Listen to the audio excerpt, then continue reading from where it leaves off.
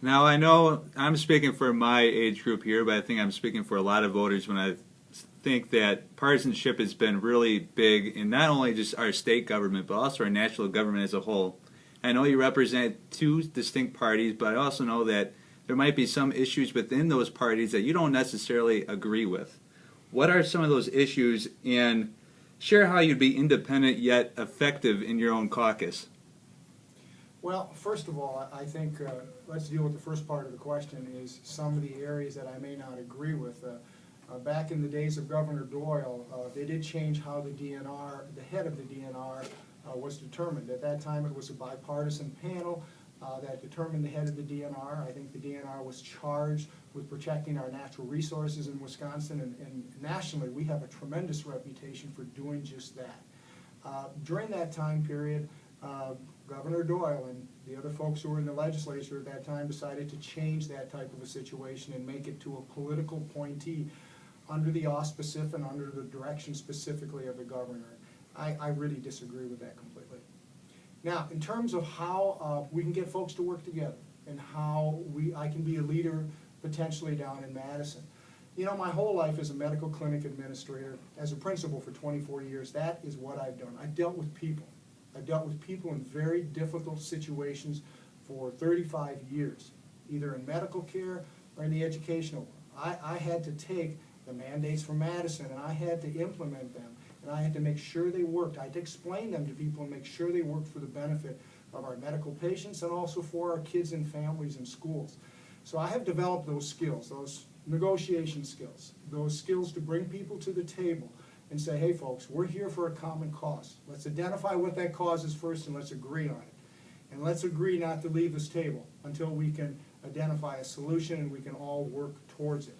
I really do think that we have to have some kind of a curb or a stop in a lot of the partisanship that's going on, because it's just not healthy for what's happening in Wisconsin across the nation.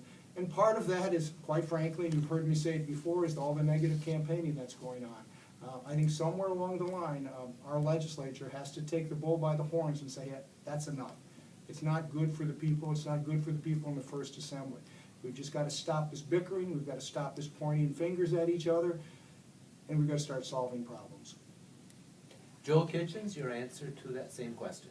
Well, you know, I'm proud to be a Republican and I do support Governor Walker, but I do not feel any obligation to follow him in on every issue that he has taken on. I think there are a number of issues where I have at least some disagreement with him. There are numerous educational issues where I think we can change our approach. I want to change the funding system. Not that was, he did not start the funding system, the current funding system. Actually, that was done under Tommy Thompson, but I do think that needs to be looked at. I think I'm a little more hesitant to expand the voucher program the way that the Republican Party currently wants to do that. And then on environmental issues, as we've outlined, I think that I am more in favor of local control in several of those things, as far as the frac sand mining, the windmills.